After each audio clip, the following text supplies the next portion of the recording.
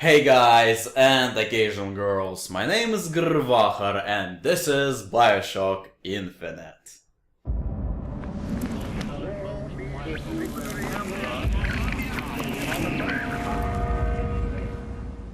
Finally I got to play this game. When it came out there was so much hype surrounding it, many even called it the best game of the year a couple of months into the year itself. But now the hype train is long gone and everybody's relaxed. So we can safely say it is a pretty average game. No, really, I was expecting so much more after Bioshock 1 surprised me to no end, and all I got is the game that upon completion only left me with... I can finally free up the 20 gigs of space. Uninstall. As usual, let's start with a story, and in this case, since the game is nothing but story, I strongly advise you to finish the game first if you haven't yet but plan to, because after watching this video you will have no reason to play it whatsoever. Actually, it's nothing but a couple of hours of story that is not much for an 11-hour game. It starts fine, we're introduced to Booker DeWitt, who is supposed to get the girl to wipe away his debt. And as usual for Bioshock, upon arrival to the lighthouse, some science happens. What in the world is...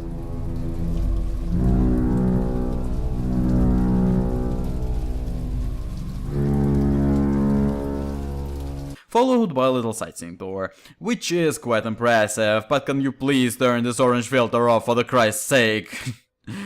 You won't do it, will you? Upon arrival, the first interesting part of the game starts, that sucks you right into the world and mysteries surrounding it. After almost drowning at baptism, you wake up under the gaze of half-naked statues of American founding fathers that offer you stuff. Franklin looks especially creepy, but I can only imagine what impact this and the next hour of pure exploration had on the American audience. However, for a non-American like me, it all seems nothing more but a walk in a Disneyland wearing douchey orange glasses.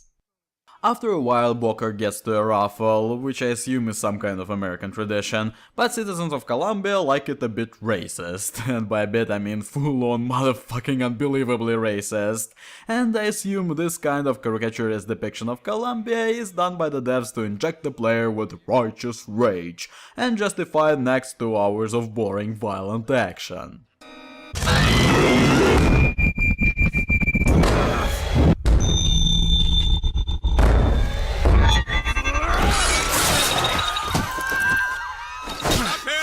Stop him! The false shepherds will lead our lamb astray! 300 dead people later, we finally met Elizabeth, a girl who captured hearts of gamers worldwide. Don't get too excited though, cause she's Booker's daughter, that I rightfully guessed when I met her. I gotta say, I'm pretty worried about the latest trend of making the player, who, let's be honest, is most likely male, protect a daughter figure. While in previous years video games tried to appeal to teens, making us safe, helpless, big-breasted bimbos, now it seems trying to appeal to a grown-up audience. The devs can't think of anything better than to exploit a most likely unsatisfied fatherly instinct. The Walking Dead, Bioshock Infinite, The Last of Us all did it. And it's fine, I just hope an underage female sidekick won't become as cliched as a damsel in distress.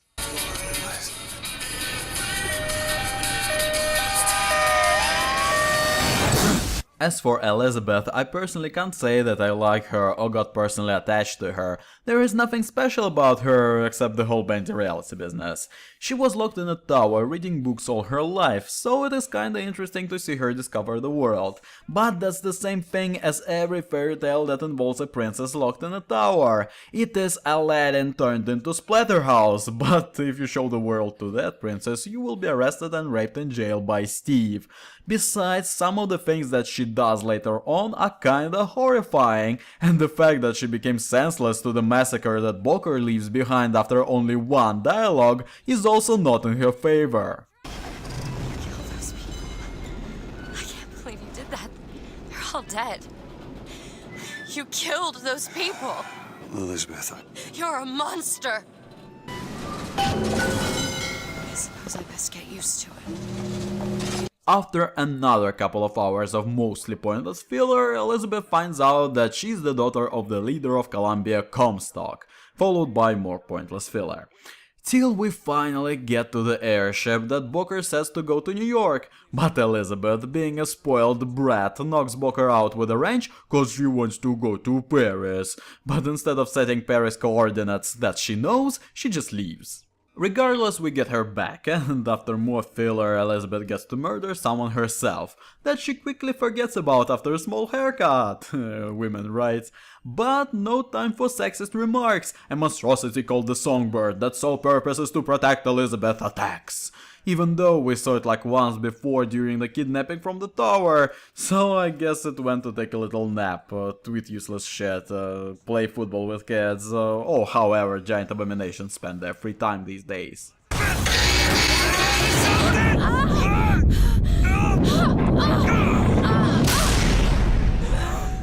A while later, Elizabeth manages to call her mother's ghost and find out that Comstock not only imprisoned Elizabeth but killed her mother as well.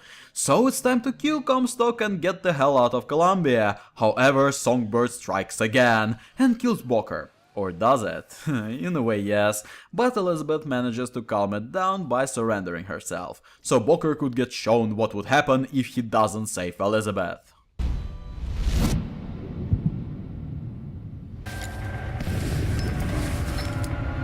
The seed of the prophet shall sit the throne, and drown in flame the mountains of man. Say what you will about Comstock, he was a hell of a fortune teller. So he saves her, and we get to the most horrifying dialogue in the game, where a child drunk with power decides to murder someone. We are going to find Comstock. Why? You saw what he turns me into. I will not allow that. And so what, you're going to kill him? Is this where you start moralizing, Booker? You forget. I know you. I'm not going to let you kill him. Really? Booker? What are you going to do to stop me? Not a damn thing. Because I'm gonna do it for you. You see what I mean? When a child gets involved, it just becomes creepy. Or is it just me? And the worst of all, you have no choice in this. Booker just sucks as an adult. He lets a little girl intimidate him and helps her with her murderous plans. While what he should have done is say, "No, we are not gonna murder anyone today, so shut up and eat your goddamn cereal." She's your daughter, you son of a bitch! And you abandoned her! Was it worth it? Huh? Did you get what you wanted? Booker. Tell me! Booker. Tell me! It is finished. Nothing is finished! Booker. You locked her up for her whole life! Booker. You cut off her finger, and you put it on me! Booker, stop it! You killed him. And after that, we get last 20 minutes to explain it all. That is one of my biggest problems with the game. The story is poorly paced. Basically, besides the beginning and the end, plus couple of scenes in the middle, there are no really interesting plot points. There are small hints that you will understand only on your second playthrough, but that's it. Bioshock 1 did a much better job telling its story. Fuck, even the last week's Tomb Raider storytelling was better. Yes, the story itself was far worse, but at least it developed throughout the game. Well, Bioshock Infinite could be a 2-hour movie and lose nothing from it. So here it is, the major spoiler and a short explanation as far as I got it. Comstock is Booker from another dimension. Apparently Booker took part in the Battle of the Wounded Knee, which seems to be a pretty violent mark in US history, that I was totally unaware of since I couldn't care less about US history and modern history in general, to be honest. So after the battle, Booker wants to get baptized to wash away his sins. In some dimensions he gets baptized, in some not. In the dimensions he gets baptized, he becomes Comstock and finds Lutecas who build him a Sky City and provide with transdimensional travel. This travel makes him sterile, so he gets a child from himself but from a dimension where he didn't get baptized and became just a miserable drunk. But Lutecas want to fix the timeline for some reason, which I guess is because Elizabeth having all her powers becomes a problem. So they take an infinite number of Bokers to save Elizabeth, since these goddamn Bokers die all the time. Actually, throughout the game you play as several different Bokers, which is kinda fun. So the only way to stop all this madness is to kill Boker that gets baptized, and infinite number of Elizabeths do just that. So there is no Comstock, no Elizabeth, no Columbia, nothing happened really. There is only old drunken gambler Boker who lives in his shitty office with a girl he can't care about and would probably sell to a brothel given a chance. Happy ending is what it is. And only one ending, unlike other Bioshocks where your choices actually, mattered. But that is not all. There is still all this filler that should keep you entertained and forget about raising questions about the plot, so the game manages to touch several rather sensitive subjects. The major one is racism, I guess, and honestly I don't think the game does a great job with it. Frankly, I don't know much about racism. I'm white as a freaking snowflake, I met maybe 10 black people or whatever the correct term is in my entire life, and I lived in China, a country that I love. So, the game tries to oppose racism by taking it to 11 in Colombia, which is fine, but what I don't like is that while showing that racism is bad, it is rather stereotypical itself. At some point of the game you meet and try to save a Chinese couple and holy crap, it is drenched in stereotype. The way they act, speak, their accents are just horrible. Just because of that, the anti-racist message sounded really hypocritical for me. Wouldn't the devs make a stronger point if they showed that, I quote, colored and Irish as non-stereotypes? Let this lady at least pray to Buddha in Chinese and not in a horrible accent. Mr. Chen Lin? Booker. Mr. Lin, not here. He gone. Gone? They take flying squad. I pray, Gautama Buddha. Pray, give husband back. Give back to Meilun. Where did they take him? Club. Everyone take to good time club. Another thing that I keep thinking about is how the hell so many non-white people ended up in Colombia. If we take the US, that's clear, they didn't have a choice for the most part, but why the hell would they go to the city of flying racists in the first place? Does Colombia print out ads for them to come, and when they do they're like, haha, got you, now we are gonna oppress your ass? If this is not the case, why would Colombia even let people they don't like in? To work? I've seen mostly white people work anyway, and everybody else just live in the slums cause there is no work for them. And how the hell do they even have these problems with the slums? Just turn off whatever makes the slums float and they'll just fall from the sky. So all the racism is kinda over the top and cartoonish. Worst of all, it is not dealt with. But again, what the hell do I know? I didn't even know the Irish were oppressed in any way in the States. This sign was kind of a surprise for me.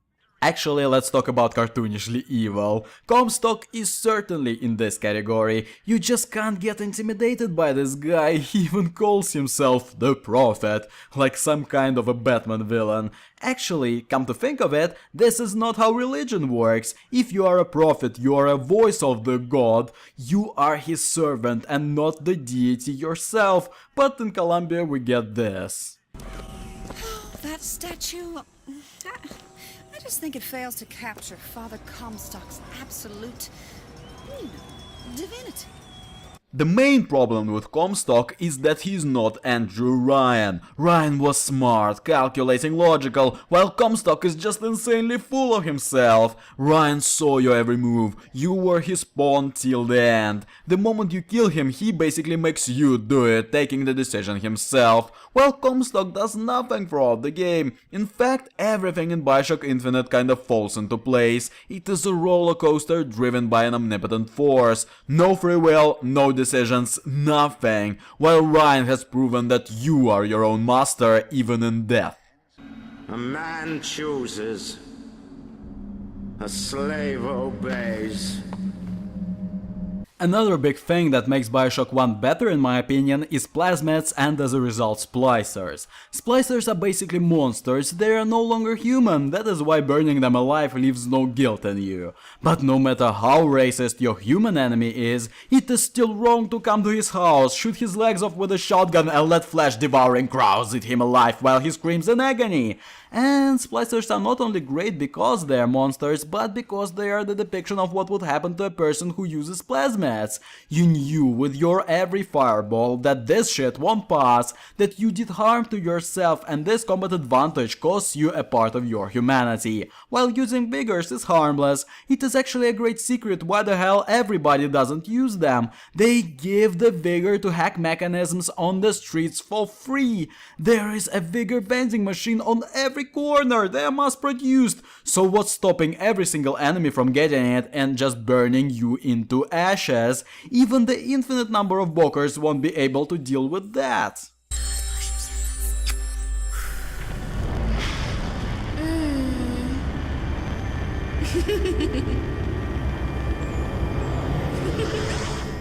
So that's the story of Bioshock Infinite, and it is okay, plot holes aside. The twist didn't impact me as much as the twist of the first Bioshock. Maybe I'm just not smart enough, because when Infinite ended I had to sit and analyze it during the credits, and only then I got how it all ties up. While Bioshock 1 was a real revelation, like a hammer hit to the head. Well, it is a Bioshock game after all, so inevitably it will be compared to Bioshock 1, and in comparison to Bioshock 1, Infinite is worse in every aspect, gameplay and story. Why? Because not only Bioshock 1 has a better told story, it also marries story and gameplay, while Infinite just entertains you with mindless murder while telling a nice story. As for the gameplay, Bioshock's gameplay was never good in the first place, but Infinite somehow manages to make it even worse, not only by itself, but in addition disconnecting it from the plot. Let's start with the basics. Movement is too fucking slow. I think it is even slower than in the original Bioshock. I walk faster than Booker runs. It takes away so much, making the combat flow like a sack of bricks down a staircase. Actually, it is funny that Booker moves even slower than a Big Daddy, cause his lazy ass carries only 2 weapons at a time. Can I please have more weapons than balls for once? What the fuck? Would you even change something that was not broken? I could at least say that yes, Bioshock's weapons feel like crap, and they still do, but I had like 10 of them at all times, and it was taken away. What the fuck? Not only weapons feel like crap, but now there are a lot of interchangeable guns that are no different from one another. The arsenal became boring. No rivet gun, no drill, but we have like 4 machine guns for some reason and several shotguns. But you know what? It is completely irrelevant, cause you will only use like 2 of them, the fucking amount that you can carry. I finished 70% of the game using only a simple shotgun and the hand cannon, that's it. And all thanks to the upgrade system, which is total shit. The first disappointment is that upgrades now don't add any visual features to a gun, unlike, you know, both previous games. Second of all, even looting everything, there is still only enough money to fully upgrade maybe 4 guns, so these become ones you use. And to be honest, I didn't even bother using all 4 guns that I upgraded, cause you always get more than enough ammo for your current gun regardless of what you have. I've never ever had to buy additional ammunition. Funnily enough, the same system applies to vigors. I ended up using only 2 of them, the fiery one and the ram one. After upgrading them to the max with certain equipment, that also didn't change for me throughout the game, I destroyed rooms of enemies with a couple of fireballs and charged into the rest for the shotgun finisher. Every single time, same fucking battle. Bullet spongy enemies don't help as well. If I didn't have my OP fireballs, I don't know what I would do, cause some enemies would take several shotgun blasts to the head and not die. How is that justified? But hell, there is no time to think about that. I'm busy eating hot dogs out of the garbage and losing people for candy bars. This is such an archaic mechanic. I thought by this time somebody had to tell the devs it is not freaking 90s anymore. If you want to make a living, breathing world, don't make a protagonist shove 20 candy bars up his gob to regain 20 HP. What was surprising is that the game is poorly optimized. Yes, I run on Ultra with fraps, but the fact that Crysis 3 with exact same settings ran better says a lot. Besides weird FPS drops, I saw some fucking ugly textures, and I'm not the person who pays too much attention to graphics, but I just had to stay and look at this. It took me right out of the experience because it stands out so freaking much. What was not surprising? Shit boss fights. I mean one boss fight if you can call it that at all. The ghost one. That repeats 3 or 4 times and ends in 2 seconds with a barrage of fireballs. As a final epic showdown, we have a shitty end sequence taken straight from Bioshock 2, where you have to defend something from the waves of enemies. I thought I would fight Songbird at least, but no. Crappy horde mode is what you get. But to be fair, there are bits of gameplay that I really liked. All the bits that don't involve shooting stuff are pretty neat. Exploration in this game is really cool, and that is what I would rather be doing. There are all sorts of information to be gathered and even a couple of optional quests to stumble upon. There are also bits where a fight starts only if you screw up, like get caught shooting or stealing. They are not really well implemented, like crossing an invisible line suddenly aggroes everybody, but it is good that they are there. Talking about the shooty parts, the only thing I really like is the skyline implementation to the combat, yet these insane jumps are hard to consider seriously. This mechanic adds at least some flow to the combat. However, there are only several arenas in the game that have skylines, and most of the time you still spend in close quarters involved in semi-gory grind. A companion NPC in the face of Elizabeth is not useless for once. Actually, she is quite useful in combat and adds a unique flavor to the whole experience. She not only provides Booker with cash, health packs, souls and ammo, creating rather cinematic situations at times, she can also summon objects from another dimensions that can be crucial in combat. I also like how the devs got rid of the Vita Chamber, and now Elizabeth resurrects you if you die off script. Don't get me wrong, it is still rather unchallenging not to be able to fail, and unclear how she is able to carry your bleeding corpse around the corner, but it is the only moments when there is some kind of connection between Booker and Elizabeth besides cutscenes. Oh, and she also breaks locks, her only joy in life. Can you unlock this? Come on, give me something challenging. Finally, there is a really well implemented jump scare, a totally unexpected one since it is the only one. I was pleasantly surprised by it, because at that time I was starting to fall asleep, but it kinda revitalized me that allowed me to finish the game. Well done, writers.